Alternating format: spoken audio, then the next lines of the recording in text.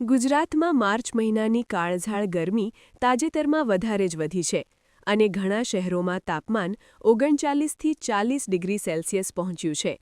આગામી 3-4 દિવસ માટે ગરમી અંગે કોઈ વિશેષ ચેતવણી આપવામાં આવી નથી, પરંતુ રાજ્યમાં હવામાનમાં પલટાની સંભાવના સ્પષ્ટ છે.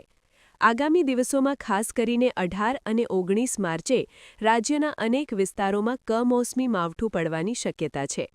18 માર્ચે કચ્છ, બનાસકાંઠા અને પાટણ જિલ્લાઓમાં વરસાદ પડી શકે છે, જ્યારે 19 માર્ચે કચ્છ, બનાસકાંઠા, પાટણ, સુરેન્દ્રનગર, મોરબી, રાજકોટ, બોટાદ, ભાવનગર, અમરેલી, ગીર સોમનાથ, વડોદરા, છોટાઉદેપુર, ભરૂચ, નર્મદા અને સુરત સહિતના વિસ્તારોમાં કમોસમી વરસાદની આગાહી છે.